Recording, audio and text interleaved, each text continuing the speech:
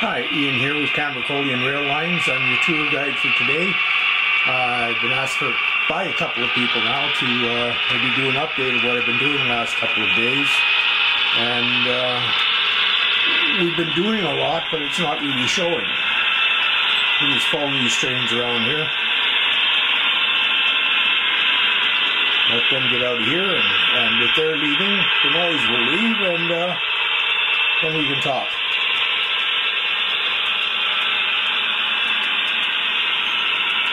It's a Class 55. It's an English train.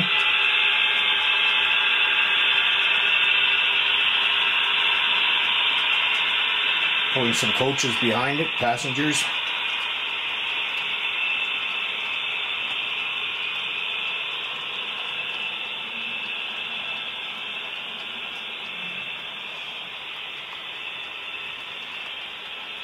And pulling up the rear is a couple of car carriers. Some brand new cars destined for some brand new owners. Alrighty, not much has happened with our little village.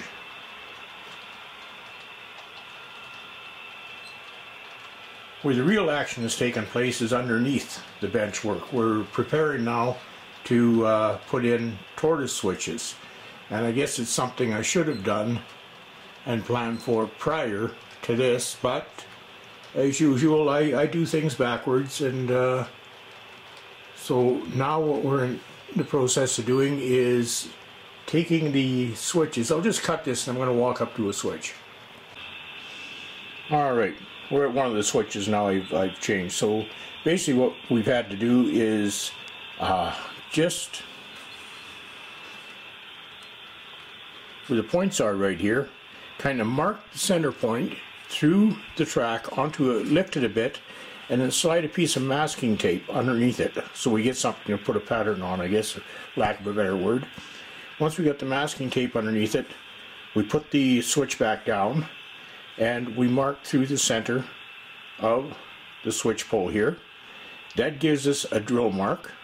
Then we lift the switch out, take the track out on both sides, move the switch, and then drill a 1/4-inch hole down through the bench work on top here, and that gives us the clearance hole underneath to mount our tortoise switch, coming back up and with the pin coming through and hitting the center.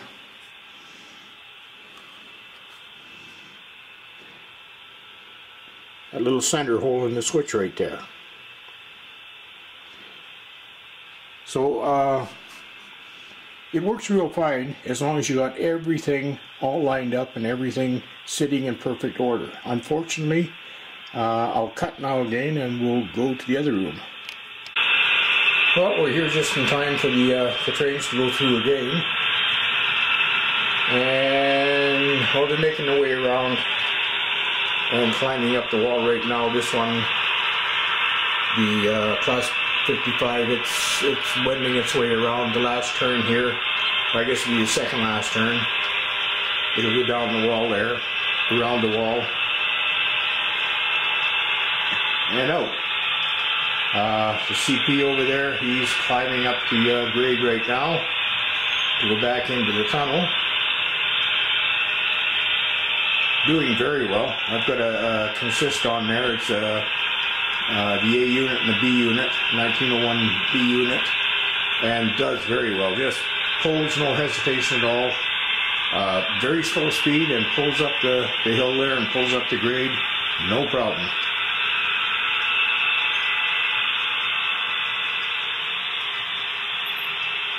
So all is well and fine with the tracks and the trains, and they're moving very well. What wasn't moving very well, and once again I'll cut and walk over to the switch. Now I guess I should have taken a picture the other day, because this is the switch I was working on. What I did was the same as in the other room.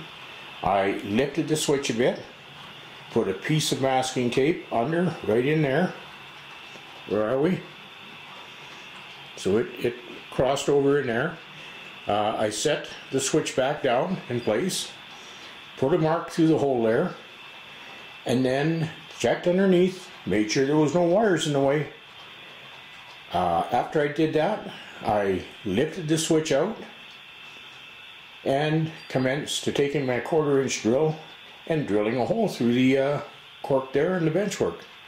Unfortunately, when I lifted the switch out, there were no wires there to start with, but when I moved that switch, it pulled on the feed wires, which moved another couple of wires over. When I put the drill through, it was a chain reaction. One wire grabbed another wire, grabbed another wire, grabbed another wire, and all of a sudden I had 20 wires knotted around the end of the drill bit. Like I say, I should have taken a picture, but I was too busy, I guess, with expletives to take pictures. So I just proceeded to unwrap all this wire off the end of the drill bit and crawl underneath the benchwork here, which is great now that I have my new hip, because I can actually get under there now. You can see all the new wire kind of just hanging there because I haven't got it all tucked up yet. But that's the end of the wiring. It ran down, it pulled it back from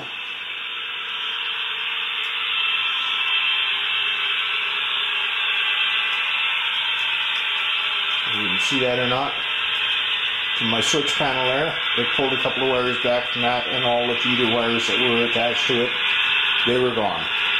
So anyway, that was my bad news story. But now what I have is I've got all the switches in the other room, plus these ones in here on my little ladder.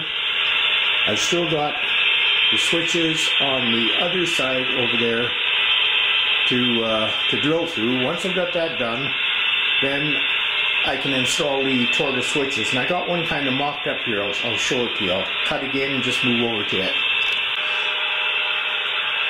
Alrighty, here's the tortoise switch I'm going to use. So this is the tortoise. And basically what happens is, once it's all set in place with the wire, it's just this little pin on the bottom. Just pivots back and forth, whichever way you happen to switch it. And it pulls the switch, and lo and behold, you're set and you're on your way to going on to a different track. Now, the idea of this is there's a lot of soldering involved on these pins. But what I found, I don't want to lose everything here. What I found is this handy dandy little clip. So what you do is you take your wires and you insert your wires into this side of the clip, and once you get all your track feed wires and any other wire you want to put in there that you'd normally solder to the tortoise switch, you just take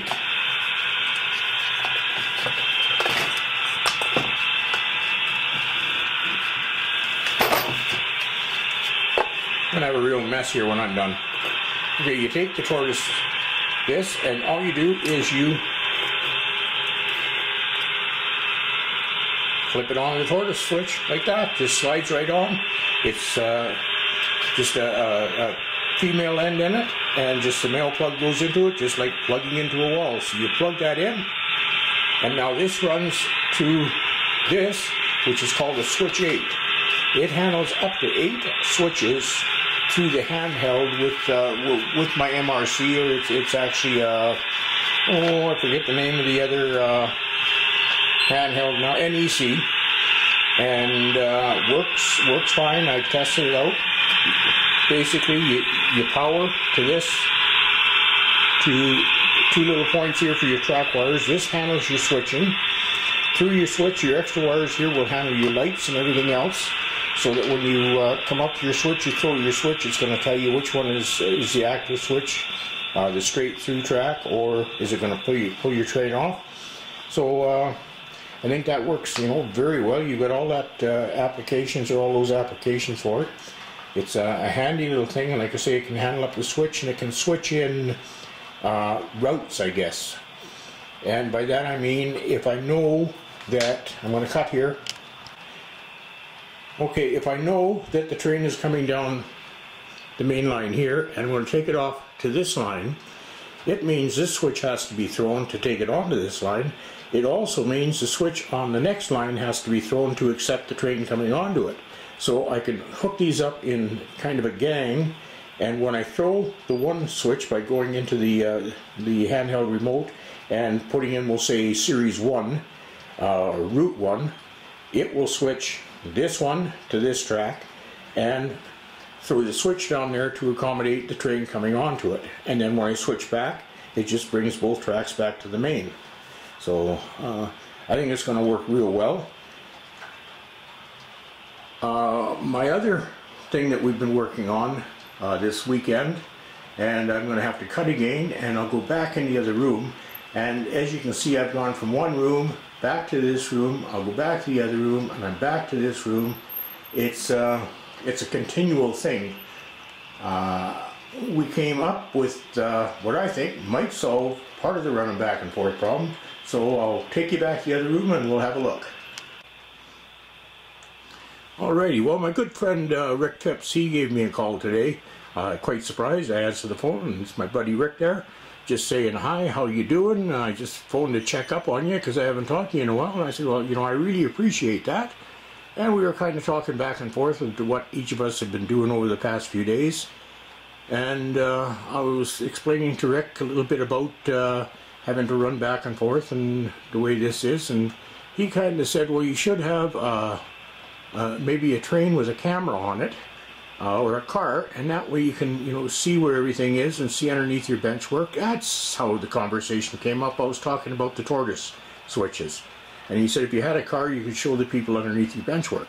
Well, actually, my friend, you don't know how close you were to the truth of what I was doing, because over the weekend here, because I've been running back and forth from room to room, we had to come up with a control center. And what the control center is I don't know how I'll get this in view here. Here's my big screen TV, and we put closed circuit television in the far room there. I've got 2 cameras set up so far. That's my son's got them set up. He's the one that does that kind of stuff, so I'm leaving that to him. We can hook a total of 8 cameras to this one hard drive that we have running. And what's going to happen is we've got one in the north corner of the train room, and there's one in the, it would be the southwest corner. And I'm sorry, one in the southeast and one in the southwest corner so far. And then we're going to put one in the north corner. We're also going to put one, ooh, my white in the camera, white balance just threw itself off. It should come back any second now. Anyway, we're going to put one up there someplace above the window, which will shoot all the way down to the tunnel, the hole in the wall. We're going to have one up in that corner shooting to the west, which will take in the staging area that's down there. And he is, hopefully as we speak, working with a person in the security industry, trying to get me a very small wireless camera that's good, that we can hook on the top of a diesel, and we can run the diesel through. Well, you'll get an engineer's eye view of the trains going around the track. So we'll switch it off from one diesel to another, and it'll give you an engineer's eye view of the scenery. When we get that done, I'm talking 2 years down the road, 2.5 years down the road. But it's a work in progress, and every day something new happens and something new improves. But anyway, that was my little surprise. It was going to be a surprise for Rick, but he kind of beat me to it by, in a way, guessing what I was doing. So one last look at the board here. And with that, I'll cut this off, and we'll get it posted, and I'll talk to you all later.